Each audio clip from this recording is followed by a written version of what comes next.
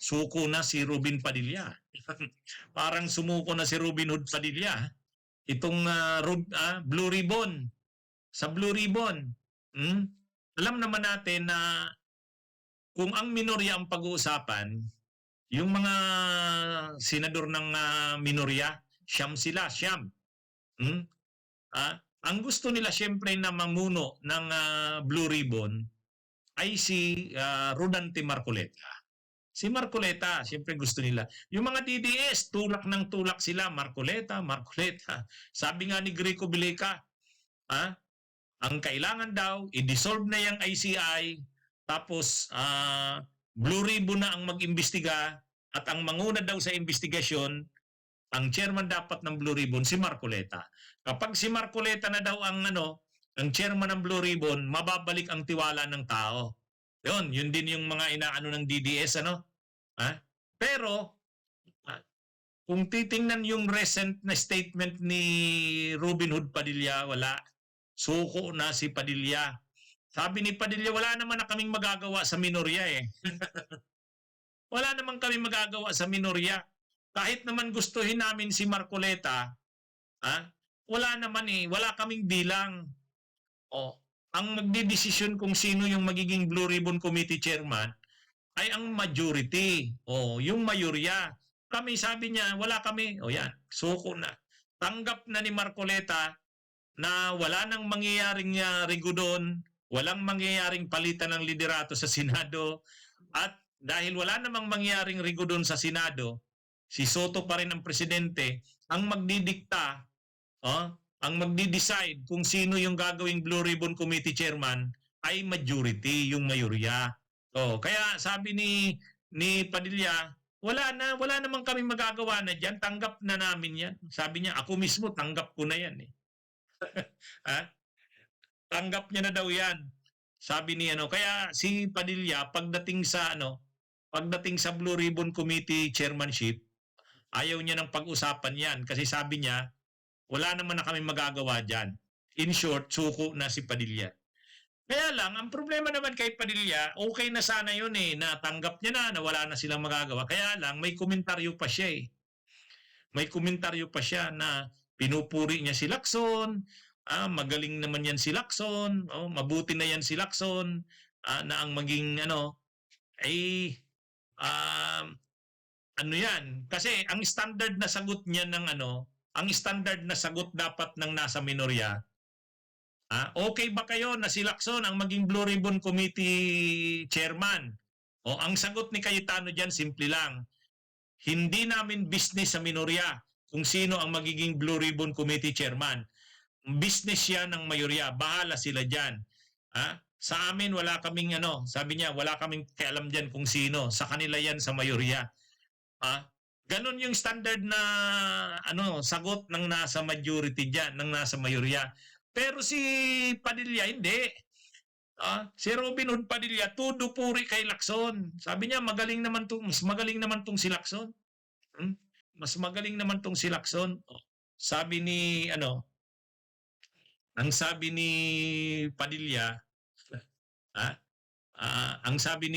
mainam pang po ngayon at bumalik na si Senador Pampiluping Lacson para mamuno.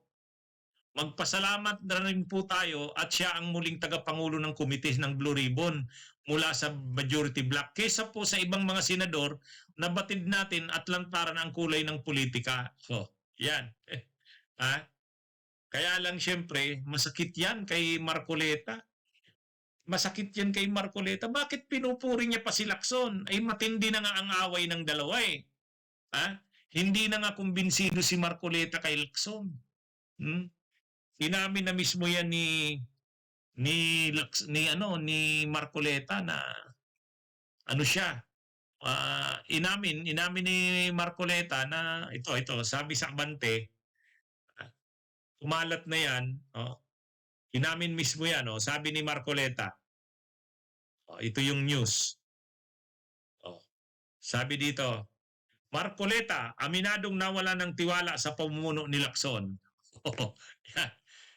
Si Marcoleta nawalan ng tiwala kay Lacson. Si Padilla naman may tiwala kay Lacson. mas magaling naman daw si Lacson. Ha? Parang hindi isa ang statement ng mga nasa minorya. Hmm? Hindi isang statement. Pero yun na nga, pagdating kasi kay Padilla, resigned na siya, tanggap niya na. Wala naman na silang magagawa. Wala naman silang magagawa. Suko na siya diyan. Hmm? Kaya kumbaga sa kanya, para kay Padilla, okay na yan si Lacson. Suportado niya naman daw si Lacson eh. Kaya lang, standard kasi yan sa minorya, tulad ng sinabi ni Cayetano, sila wala silang pakialam diyan kung sino ang gusto ng mayorya, bahala sila. Parang gano'n. Ibig sabihin, hindi mo susuportahan kung sino yung Blue Ribbon Committee chairman. Kaya nga hindi sinusuportahan ni ano eh. Kaya nga si Marcoleta, ano daw, inamin niya, ano talaga siya, wala siyang hindi siya masyadong wala siyang masyadong tiwala kay Lacson. Ay ito namang si Padilla, talagang ano siya, sabi niya saludo siya kay Lacson. Mabuti yan, magaling yan si Lacson. Kaya ano na ito, ewan ko kung kakausapin siya ni ano niyan, ni Marcoleta. Ha? Anyway, yan mga kabunyog mga kababayan, ano? Muna sa magiging takbo ng Blue Ribbon investigation sa pamumuno muli ni Senator Pampilo Lacson ang panawagan ni Senator Robin Hood Padilla sa mga kapwa senador at sa taong bayan. Nangindigan din si Padilla na hindi makatutulog sa Senado kung magpupukulan pa sila ng mga putik kung sino ang mamuno sa investigasyon ng flood control scandal.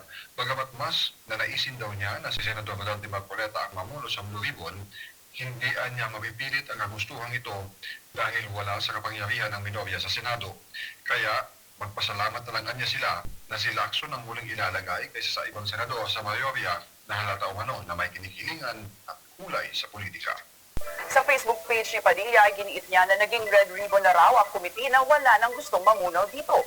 Hinikayat rin niya ang mga kasamahan na kumalma at tigilan ng pagbabato ng putik o akusasyon sa sinumang mamumuno sa komite na siyang nangunguna sa investigasyon sa multi-billion peso flood control scandal. Giit pa ni Padilla na mainam lang si Senate President Pro Tempore Panfilo Ping Lacson ang muling mamuno sa flood control probe kesa sa ibang mambabatas na lantara ng pamumulitika na maaari rin pagmulan ng pagkalunod ng Senado sa Kumuloy. Bunyog, bunyog, halikan na kasama ka. Bunyog, bunyog, kapag buklod ay may pag-asa. Pusong Visayas, Mindanao, isa ang pananaw. Sa bagong Pilipinas ang bunyog isisigaw. Bunyog.